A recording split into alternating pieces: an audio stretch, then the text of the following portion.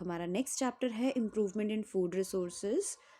Food resources जैसे आपको पता ही हैं क्या होते हैं, कुछ हमारे पास प्लांट बेस्ड रिसोर्सेज होते हैं और कुछ हमारे पास एनिमल बेस्ड फूड रिसोर्सेज होते हैं, है ना, जहाँ से हमें फूड मिलता है, वो रिसोर्सेज जहाँ से हमें फूड मिलता है। तो हम कुछ प्लांट बेस्ड फूड आइटम्स खाते हैं और कुछ एनिमल बेस्ड फूड आइटम्स खाते हैं, ठीक है। तो इन्हीं फूड रिसोर्सेज में जो हमें इम्प्रूवमेंट करने की ज़रूरत है, उस चीज़ के बारे में हम यहाँ पे पढ़ेंगे कि किस तरीके की इम्प्रूवमेंट हमें करने की ज़रूरत है अपने फूड रिसोर्सेज में और क्यों करने की ज़रूरत है, ठीक है। What is improvement in food resources? क्या है फूड रिसोर्सेज में improvement? It refers to the method used to increase food production by improving crop yield, livestock productivity, and fisheries, while maintaining soil fertility and environmental balance.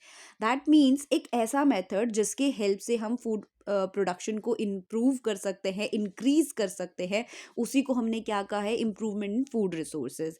अब ये जो food production में increase या increment हम ला सकते हैं, वो कैसे ला सकते हैं? अगर हम अपने क्रॉप यील्ड्स को यानी कि क्रॉप प्रोडक्शन को बढ़ा दें, लाइफ स्टॉक प्रोडक्टिविटी को बढ़ा दें, फिशरीज को इम्प्रूव कर दें, और ये सब चीज़ें हमें कैसे करनी है, अपनी सॉइल फर्टिलिटी और एनवायरमेंटल बैलेंस को मेंटेन करते हुए करना है, ठीक है। तब जाके हमारे फूड रिसोर्सेज में क्या आ जाएगा, इम्प्रूवमेंट आ जाएगा। अब फूड रिसोर्सेज में इम्प्रूवमेंट के लिए कुछ रेवोल्यूशंस भी चलाए गए थे, जैसे कि आपका ग्रीन रेवोल्यूशन और वाइट रेवोल्यूशन इंडिपेंडेंस के बाद ये चलाए गए थे। तो ग्रीन रेवोल्यूशन क्यों स्टार्ट किया गया था? जो सीवियर फूड शॉर्टेज हो गई थी इंडिपेंडेंस के बाद, उसको फुलफिल करने के लिए। अब पॉपुलेशन एकदम से बढ़ गई थी, उनकी डिमांड जो थी फूड ग्रेन्स को लेके वो भी बढ़ गई थी, तो उसको फुलफिल करने के लिए जो एग्रीकल्चरल प्रोडक्टिविटी हमारी लो थी, उसको वो लो क्यों थी, क्योंकि हम ट्रेडिशनल मेथड यूज़ कर रहे थे, ठीक है। तो वो जो लो एग्रीकल्चर प्रोडक्टिविटी थी उसको भी इंक्रीज करना था, हमें मॉडर्न मेथड को यूज़ करके क्या करना था, अपनी एग्रीकल्चर प्रोडक्टिविटी को बढ़ाना था। नेक्स्ट, जो हम फूड इम्पोर्ट्स पे डिपेंडेंट थे, है ना, जो अदर कंट्रीज़ पे हम अपने फूड के लिए डिपेंडेंट हो गए थे, उस चीज़ को हमें, उस डिपेंडेंसी को ख़त्म करना था। Need to achieve self sufficiency in food grains, that means हमें सेल्फ सफिशिएंट बनना था अपने फूड ग्रेन्स के लिए, कि मतलब हमारी एग्रीकल्चर इतना अच्छा हो जाए, इतना एग्रीकल्चर प्रोडक्टिविटी इतनी अच्छी हो जाए कि हम सेल्फ सफिशिएंट हो, हमें दूसरों पर डिपेंडेंट रहने की ज़रूरत ना पड़े। नेक्स्ट, वाइट रेवोल्यूशन हमने क्यों स्टार्ट किया था? जो मिल्क प्रोडक्शन इंडिया में लो था, उसको फुलफिल करने के लिए, कि वो मिल्क प्रोडक्शन जो है वो इम्प्रूव हो जाए हमारे इंडिया में। To meet the nutritional need, जो हमारी पॉपुलेशन की न्यूट्रिशनल नीड थी, उसको फुलफिल करना था। इनकम का सोर्स जो है वो बनाना था, वो बढ़ाना था हमें रूरल फार्मर्स के लिए, है ना। एक स्ट्रॉन्ग डेयरी इंडस्ट्री जो थी वो डेवलप करनी थी। मिल्क ईज़िली अवेलेबल हो पाए अफोर्डेबल प्राइसेस पे, वो भी हमें करना था, कि ताकि जो मिल्क है वो सबके लिए अवेलेबल हो पाए अफोर्डेबल प्राइसेस पे। Next, why is improvement in food resources needed? अब हमें ये फूड रिसोर्सेज में इम्प्रूवमेंट करने की ज़रूरत ही क्या थी? एक तो पॉपुलेशन बढ़ गई थी, है ना, तो उन सबकी डिमांड्स को फुलफिल करना था। नेक्स्ट, जो एग्रीकल्चरल लैंड थे वो हमारे पास लिमिटेड थे, तो हम फार्म लैंड तो नहीं बढ़ा सकते थे, हमें क्या करना था, हमें प्रोडक्टिविटी को इंक्रीज करना था। नेक्स्ट, जो फूड प्रोडक्शन था उसको भी हमें इंक्रीज करना था, कि मतलब जो सेम लैंड है उसी पे हम ज़्यादा से ज़्यादा प्रोडक्शन कर सकें। To ensure food security, that means कि जो हमारे पास फूड आ रहा है या जितना भी फूड हमारे पास हम ग्रो कर पा रहे हैं, वो सफिशिएंट हो, सेफ हो और न्यूट्रिशियस हो, ठीक है। इसके अलावा जो फूड की क्वालिटी थी उसको हमें इम्प्रूव करना था, मतलब जो भी फूड हम ग्रो कर रहे हैं उसके अंदर न्यूट्रिशनल वैल्यू पूरी हो।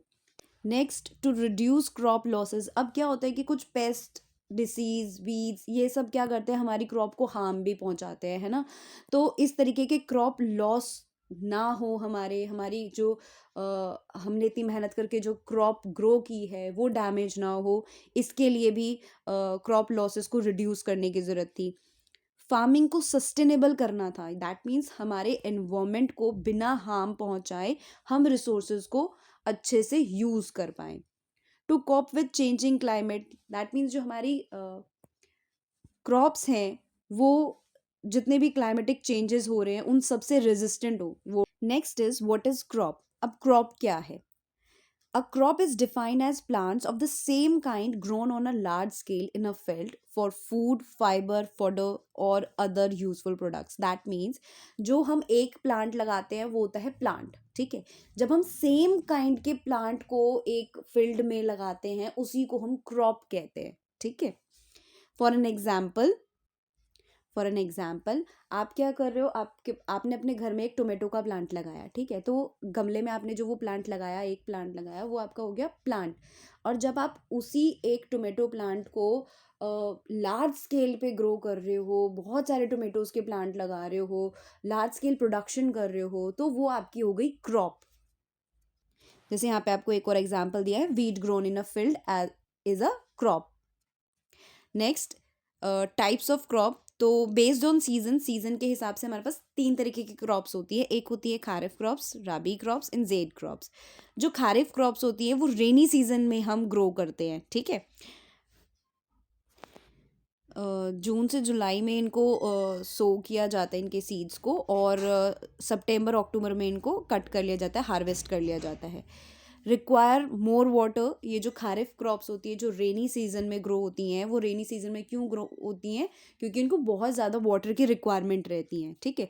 कुछ एग्जांपल्स हैं जैसे कि राइस, मेज, कॉटन, ग्राउंडनट, ठीक है।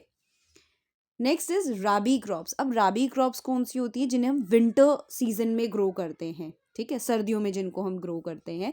और इनको सो कब किया जाता है, इनके सीड्स को कब सो किया जाता है? अक्टूबर नवंबर में हम सो करते हैं, और कट कब कर लेते हैं? मार्च टू अप्रैल में।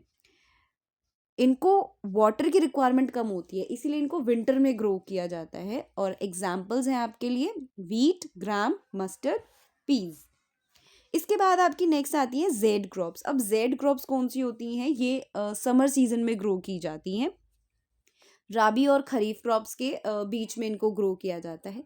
ये बहुत शॉर्ट ड्यूरेशन के लिए क्रॉप्स को इनको ग्रो किया जाता है, जैसे कि वाटरमेलन, क्यूकम्बर, मस्क मेलन। ये जेड क्रॉप्स है आपकी। अब इनको याद कैसे रखेंगे? जैसे कि आपका जेड क्रॉप है, जेड क्रॉप को रखना बहुत आसान है। इसको तो आप सीधा ये याद करोगे कि ये समर में ग्रो की जाती हैं, ठीक है। राबी और खरीफ के बीच में ग्रो की जाती हैं, और शॉर्ट ड्यूरेशन रहता है इनका। अब सीधा आपको इतना याद रखना है कि जेड क्रॉप्स हम कौन कौन सी ग्रो करते हैं। तो समर में हम क्या क्या खाते हैं? Watermelon, cucumber, musk melon. तो इससे आपको जेड क्रॉप्स याद हो जाएंगी। Next is rabi crops. Rabi crops को कैसे याद करेंगे? राबी दैट मीन्स एक तरह से आप सोच सकते हो रजाई, है ना। विंटर में हम क्या ओढ़ते हैं? रजाई ओढ़ते हैं। तो यहाँ से आप इसको ऐसे याद रख सकते हो। और इसके एग्जाम्पल्स कैसे याद रखेंगे? जैसे कि पीज है, मटर। मटर आपने देखी होगी, जनरली कब आती हैं? विंटर्स में आपको देखने को मिलती है मटर, है ना। और मस्टर्ड, विंटर्स में हमें क्या, स्किन हमारी ड्राई हो जाती है तो हमें ऑयल लगाना पड़ता है, तो मस्टर्ड, राइट। और ग्राम, वीट, ये ग्राम जो है वो थोड़ा सा गर्म रहता है, तो इसलिए हमें विंटर्स में इसको प्रेफर करेंगे, ठीक है। नेक्स्ट आता है kharif crops. Kharif crops rainy season में ग्रो की जाती है। अब रेनी सीजन में क्या होता है? रेनी सीजन में होता है कीचड़, है ना। तो कीचड़ से आप इसको याद रख सकते हो। इसके बिसाइड रेनी सीजन में वाटर बहुत सारा मिलता है, और इन इन क्रॉप्स को ज़्यादा वाटर की रिक्वायरमेंट होती है। तो वाटर ज़्यादा किसको चाहिए होता है? राइस को चाहिए होता है ना। तो राइस जो है वो इसका आपका एग्जाम्पल हो जाएगा। और मेज, कॉटन, ये सब आपके इसके एग्जाम्पल हो जाएंगे। Next is types of crops, जो अभी हमने पढ़ा। तो टाइप्स ऑफ क्रॉप्स को हमने 2 टाइप से डिवाइड किया है। एक है सीजन के बेस पे, अभी जस्ट हमने स्टडी किया। और एक हमने क्रॉप्स को और डिवाइड किया है on the basis of utility के बेस पे, यानी कि यूजेस के बेस पे। तो यूटिलिटी के बेस पे फूड क्रॉप्स होती है हमारे पास, यानी कि जो हम फूड पर्पज से ग्रो करते हैं क्रॉप्स को। कुछ होती है हमारे पास फीड क्रॉप्स, यानी कि जो हम अपने एनिमल्स को, कैटल्स को फीड कराने के लिए यूज़ करते हैं। कुछ हमारे पास होती हैं ऑयल क्रॉप्स, यानी कि जैसे मस्टर्ड, ग्राउंडनट, जिनको हम ऑयल के लिए मतलब ऑयल निकालने के लिए यूज़ करते हैं और ग्रो करते हैं। फिर आपकी होती हैं कुछ ornamental crops, fibre crops, commercial crops और इंडस्ट्रियल क्रॉप्स। तो यूटिलिटी के बेस पे हमारे पास 7 टाइप्स ऑफ क्रॉप्स हैं, और सीजन के बेस पे हमारे पास 3 टाइप्स ऑफ क्रॉप है।